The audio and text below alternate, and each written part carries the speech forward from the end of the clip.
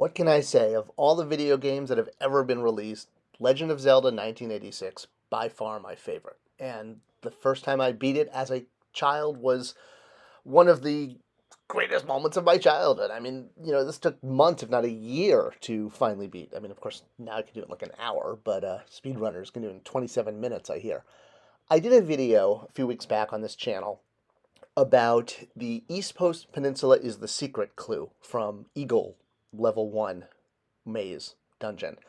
And many people for years have assumed because this clue is in the first dungeon, it's referring to the first dungeon. So Eastmost Peninsula must be that eastmost room. And lo and behold, the eastmost room does have a secret. It's where the Triforce is. But you already have the map and the compass that tells you where this is. And nowhere else in the entire game are there two things that tell you to go to the same place. Actually, that's not true. There's two clues that tell you to jump into the waterfall. So maybe that's out. But the point is, the compass takes care of this. Check. And all of the other clues that have to do with a dungeon always refer to that dungeon in its animal form or the name. So nose for a dragon, or eyes for the skull, that is Death Mountain, Skull Maze. So if this clue was referring to the eastmost room in the maze, it would refer to the wing or the feather of the eagle. It would not say a peninsula. You know why? Well, because the maze doesn't have a peninsula. Just because it's the most eastmost room, this is an underground maze. It's not a peninsula. A peninsula is a landmass that is surrounded by water on three sides, like Spain or Florida or Baja California. All right, so knowing that there are plenty of clues in the underworld or the mazes that refer to the overworld, and we know there's only one place on the overworld where there is a peninsula. And I'm just recapping the previous video for those who may have not already seen it. And the specific secret we've talked about is walking through the invisible wall. It's the only place in Quest 1 where there is an invisible wall, and it's the only place where you get the secret noise, right? That things like when you uncover the bracelet or find a secret door, you get the do-do-do-do-do-do noise. Nowhere else on the peninsula generates this noise. All the other things are just out there, like the cave with the letter, or the money-making game, or even the raft that you have to use to get a heart container. Yeah, you do get that secret noise, but that happens for every raft. And the raft isn't part of the peninsula, it's part of the mainland. All right, but what I want to talk about today with this clue, now that we've established what it means, is why was this the only clue in the entire game that was changed from the Japanese version? Every other clue is a straight translation. Now, some of the clues are clear in the game, some of them you have to decipher, but they're all direct translations, except this one. In Japanese, the clue says that you have to use arrows if you want to, or money if you want to use a bow and arrow, which is something that pertains to level 1 since you get the bow, but you can also kind of figure that out. Either way, it was a different clue. Now, to understand this, we have to look at the rise of Nintendo and the fall of Atari. It's all tied together into the history of video games. Now, everyone kind of remembers the, Atari crash of 1984 and, all those ET games winding up in the landfill. Well, that basically turned the American public against video games. So when Nintendo of Japan released Nintendo in America, they changed it. Instead of the Famicom computer, it was the Nintendo Entertainment System.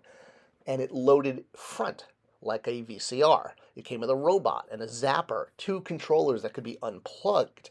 This was very important, creating all this piece count, because it separated it from the Famicom, which everything was together, even the controllers were permanently attached, which was more like an Atari. This was to give the idea that this was an entertainment system, not just a video game player like Atari. It was to separate the two concepts because Americans were sour on home video game systems after the Atari crash. So the American perception of video games was very important. And Howard Phillips, who was the Nintendo of America tester, also very much felt that the US market couldn't handle hard video games, which is why he campaigned to not have Nintendo release Mario 2 in America like it had been in Japan. Eventually it was released as The Lost Levels, but this was a much harder Mario game, and Howard felt that the US market wouldn't be able to succeed with this. It was too hard for US players. The same thing happened with Legend of Zelda. Unlike the Japanese release, the US release had this Legend of Zelda Maps and Strategies guide that came packed with it. And you unfolded it, and it was about 70% of the overworld and directions for almost every one of the labyrinths, giving some pretty big hints of where to find them. Now, a lot of us as kids were drawing our own maps, going screen by screen, but in the US, if you opened up this map and strategy guide, which the instructions said only do if you really need to, well, it was there as a tool for you, the US market, but not the Japanese market, again, because it was felt that the US players were going to need help, that Japanese players were just better at video games. So with the Japanese market, with the Japanese players unable to figure out this clue, it was going missed by Japanese players.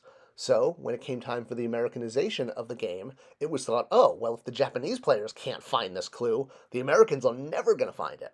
So we better put a clue in there to tell them. And the arrow clue was an easy one to remove because you could figure that out anyway, and it's in the instruction booklet that coins or arrows cost coins.